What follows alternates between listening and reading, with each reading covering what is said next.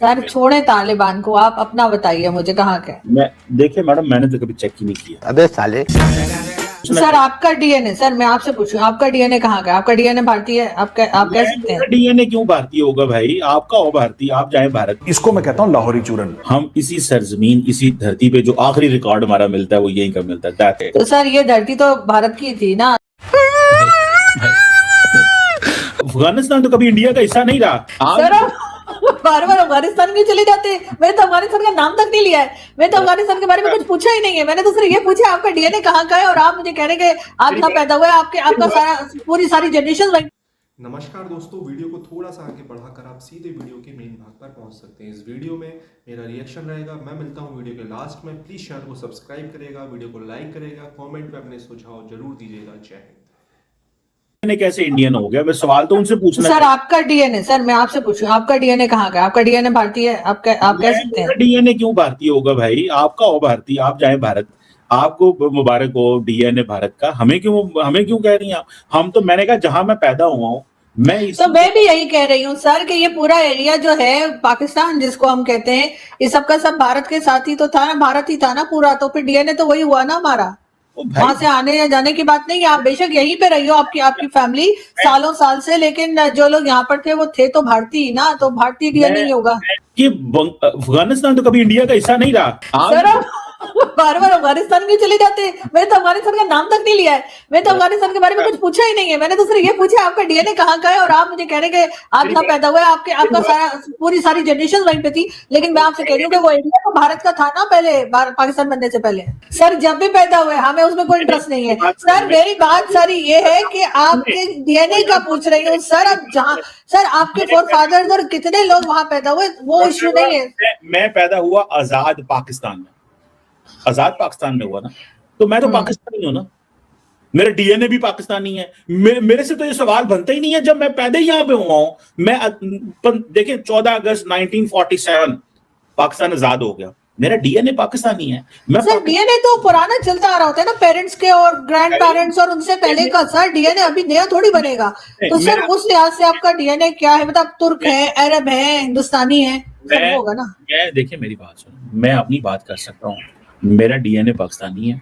मैं 14 अगस्त 1947 के बाद पाकिस्तान बना, और हर वो पाकिस्तानी जो उसके बाद पैदा हुआ उसका डीएनए पाकिस्तानी। अब आपके बच्चों का, मेरे बच्चों का, आने वाले बच्चों का डीएनए पाकिस्तानी होगा ना, एक तो नहीं होगा। मुझे ये बताइए कि अफगानिस्तान के साथ हमारे बहुत टेंशन चल रही है और अटैक्स भी चल रहे हैं, नए ऑपरेशंस को भी लॉन्च किया गया है। लेकिन साथ ही ये भी कहा जाता है हमारे यहाँ, क्या हमारी जो गवर्नमेंट है वो भी कहती है, और जो मिलिट्री एस्टेब्लिशमेंट है वो भी कहती है कि सब कुछ के पीछे भारत का हाथ है। पाकिस्तान क्या कह रहा है कि इंडिया पाकिस्तान को डिस्टेबलाइज करवा रहा है, ऐसी कह रहे हैं। यही मौकफ आपने बताया। तो सर हम अटैक अगर अफगानिस्तान पे कर सकते हैं तो भारत पे क्यों नहीं? जबकि कर तो सब भारत रहा, खामखा अफगानिस्तान में जाकर अटैक कर रहे हैं, टाइम पे जाकर कर रहे हैं। तो सही ना, ये पाकिस्तान कह रहे हैं ना। आप बताएं ना डॉक्टर साहब, इंडिया पाकिस्तान को डिस्टेबलाइज करने का क्या रास्ता है? सर हमारे यहाँ तो यही कहा जा रहा है ना कि अफगानिस्तान जो अटैक कर रहा है वो दरअसल भारत करवा रहा है। अगर हमें इतना पक्का यकीन है। मैं आपको एक लॉजिकल कंक्लूजन तक लेके जाना चाहता हूं। मैं चाहता हूं आपकी मदद से मैं चीजें करूं। मैं कह रहा हूं अगर इंडिया पाकिस्तान को डिस्टेबलाइज करवा रहा है तो कौन सा तरीका इस्तेमाल कर रहा है? जो रास्ता वो इस्तेमाल कर रहे हैं ना, अब उसका मतलब ये नहीं होता। अब देखें, जब लास्ट ईयर इंडिया ने पाकिस्तान पे हमला किया तो कितनी देर लगाई थी पाकिस्तान इंडिया को जवाब देने में, जो डायरेक्ट हमला हुआ था? Seconds, minutes. तो जब आप प्रॉक्सीज इस्तेमाल करते हैं तो फिर आप जो है वो डायरेक्ट नहीं आते, आपने फिर उसकी कुछ सद्भाव और इख्तियार करना होता है, चीजें और तरीके से करनी होती हैं। दरअसल ये थोड़ी सी बारीक चीजें, ये वक्त के साथ आम लोगों को इस चीज की समझ नहीं आती। थोड़ा सा इसके लिए जिन लोगों का मोटा दिमाग होता है उनको थोड़ी सी इस चीज में टाइम लगता है चीजें समझने के लिए। तो ये ऐसी चीज है कि ये पाकिस्तान, जब वजीर आजम शहबाज शरीफ साहब ने ये कहा है कि ये इंडिया इन्वॉल्व है तो कर लेंगे, कोई नहीं, वो भी उनके साथ भी डील कर लेंगे। कुछ ना कुछ होते ही रहेगा। गवर्नमेंट ऑफ पाकिस्तान भी प्लान करेगी कि क्या करना है, कुछ ना कुछ लगे होंगे, कर रहे होंगे, इंशाल्लाह हो जाएगा। लेकिन सर प्राइम मिनिस्टर मोदी जो है सर, उनको तो सब लोग उठ के सर इतने अवार्ड्स दे रहे हैं, मेडल्स दे रहे हैं। हमारे प्राइम मिनिस्टर को कोई मेडल नहीं देता, हालांकि वो तो कहते हैं कि उन्होंने लड़ाई रुकवा दी। आपने इंडियन ऑपोजिशन का सुना नहीं है? तो कोई भी अवार्ड दे भाग के चले जाते हैं, और वो कई अवार्ड तो ऐसे भी होते हैं जो एक दिन पहले क्रिएट होते हैं। तो आपने सर देखा उसमें क्या है सर, वो तो सर अपोजिशन तो ऐसे ही बोलती है सर, वो तो आपके मेडल को भी नहीं, कहते हैं कि मैं पता नहीं किस चीज पे मिला है। लेकिन देखो, सर वो बात नहीं है, लेकिन फिर भी सर आपने कुछ तो किया ही होगा ना ऑब्वियसली। तो सर मैं मोदी जी ने भी कुछ तो किया। किया होगा कि अवार्ड फालतू में लोग दे देंगे उनको अवार्ड। देखिए यही तो इम्पोर्टेंट बात है, आपने बिल्कुल सही बात की। जो सेशल्स का अवार्ड उनको मिला, उसके स्पेलिंग गलत थे, उसके मसले मिसाइल थे, वो पहले अवार्ड किसी को मिला ही नहीं है। तो ये बेसिकली वो इंडिया के अंदर लोग कह रहे हैं कि जो लोग वो कह रहे हैं कि नरेंद्र मोदी को बुलाना हो, एक अवार्ड क्रिएट करो, मैसेज करो, मोदी साहब अवार्ड लेने पहुंच जाएंगे। ये बातें अब चल रही हैं, मतलब ये जुबान जद आम, एक लफ्ज होता है जुबान जद आम, ठीक है, ये हर जुबान पे ये बात चल रही है। तो मुझे तो नहीं पता मैडम, ना तो मैं मोदी साहब को सर अवार्ड्स तो उनको गल्फ कंट्रीज भी दे रही, सऊदी अरेबिया ने भी दिया और सबने।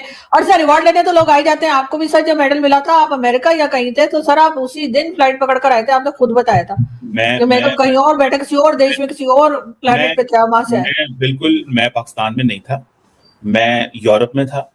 मुझे अभी गए हुए यूरोप 36 घंटे भी नहीं हुए थे, 24 हाँ तो घंटे सर देखे ना, अवार्ड इतने इंपॉर्टेंट होते हैं। तो मुझे तो उनसे ना मिला है मोदी साहब से। मोदी साहब इतने महान शख्स हैं, वो तो हाँ देखिए नहीं सर, मैं आपको उनसे नहीं मिला रही, मैं आ रहा हूँ बस परसों, ये प्लीज एक जरा अवार्ड तो क्रिएट कीजिएगा, मैं आ रहा हूँ परसों आ रहा हूँ, इस तरह करके तो अवार्ड क्रिएट हो जाते हैं वहां।